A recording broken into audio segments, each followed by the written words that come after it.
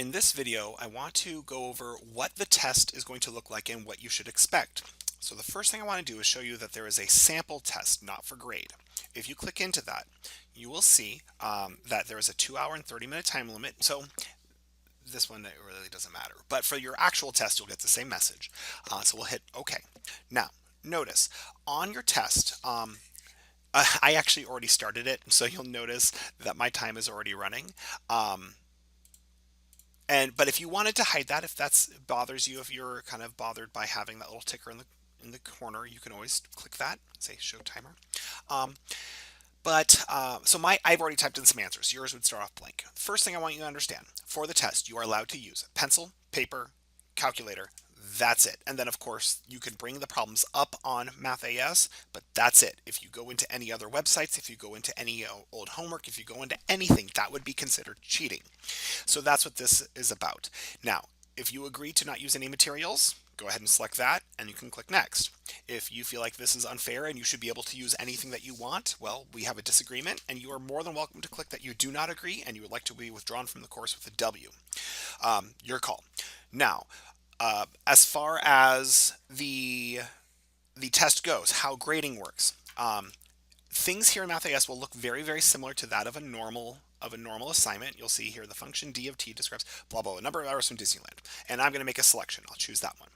But you'll notice whenever I don't have a submit button and I don't have a green check, red X, I just get a continue. And I'm going to go ahead and just kind of keep clicking through. I just picked a random number. I typed in 4. Notice you still do get your boxes to fill in different options as needed. So we'll keep going through. And once again here, if I need to actually type in, the something with a fraction or whatnot, I get my options. So we're going to continue. Last problem of the test. We type in answers. We hit continue. And we are now done. My score is blank. The reason why, this is a test. If you were in my in-person course, you don't get to find out if you did a problem right or wrong immediately. You have to wait till after the test is graded. So the same thing.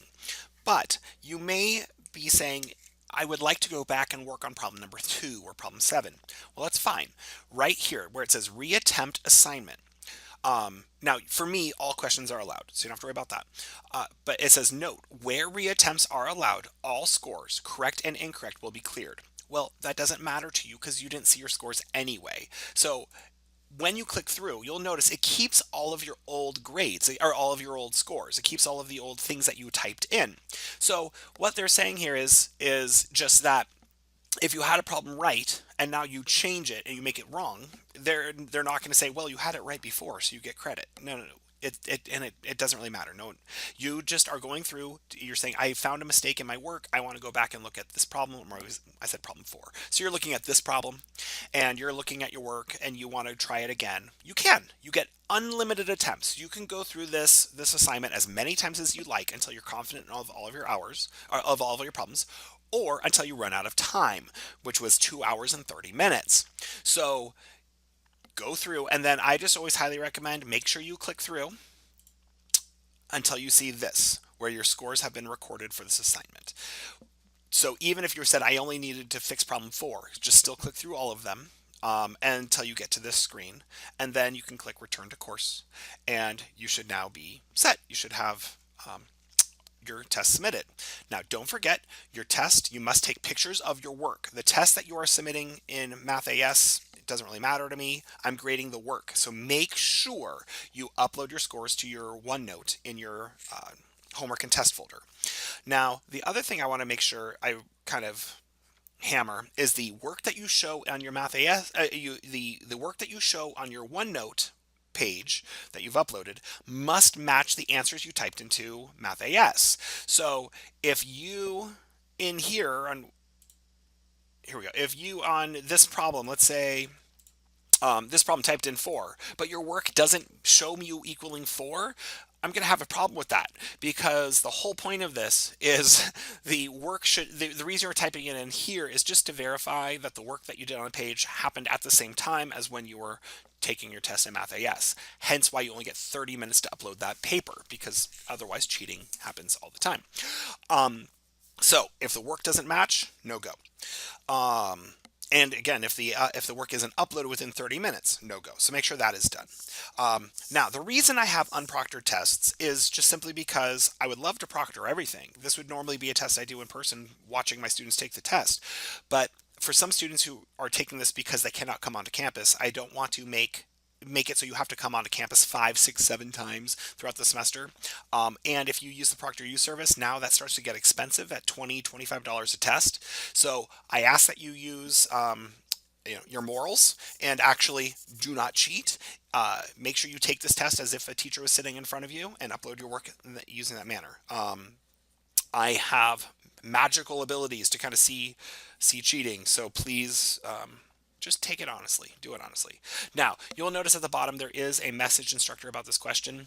I don't intend for you to actually ask, how do I do this? This is a test, but you can use this if there's something crazy happening where it's not accepting your answer. You could type something in here or whatever and just let me know why craziness is happening, or you could send me a screenshot. If for some reason the test isn't behaving. But otherwise, this is not there for you to ask actually for help. Okay. The test is graded on a curve. Now, what that means is if you are average, if you have an average score, you'll get an average grade, meaning C. If you're above average, then you will get a above average score, B. If you're exceptionally above average, then you'll get an A. So what that means, though, is that if you help other people and you tell them what was on the test, you take the test first, and then you tell them, hey, problem number 7 is this one. You just made their score get better, which means your score just went down because you no longer are above that other person. You are no longer scoring better than them. You are scoring, even if you were above average, now maybe you're just average. Or if you were average before, now maybe you're below average because you just helped those people get better than you. So I encourage studying. If you know somebody else in the class, study together, but don't tell them what's on the test. Okay. Next, when you go to actually click into the test, there is a password. I don't know if it's going to actually ask me for the password because I'm a teacher. Let's find out. Yes, there is. Okay. Now, if I type it in here, it's going to look like dots. So I'm going to type it in up here just so you can see it. The password is test1. Okay, so you're just going to type in test1 into here, and then you should be able to get into the test. Last but not least, if you have any questions about the test before you start the test, before you click the password here, my timer has not started running yet because I have not typed in the password. The second you type in that password and hit submit, your timer starts to run, and I can no longer reset your time. I can't do anything to help you. So make sure you ask anything that you're unsure about, any questions you may have. Ask before you put in that password. Otherwise, you just take the test, do as best as you can. Okay? Again, if you have any questions, ask before you start the test. All right, we'll talk to you soon.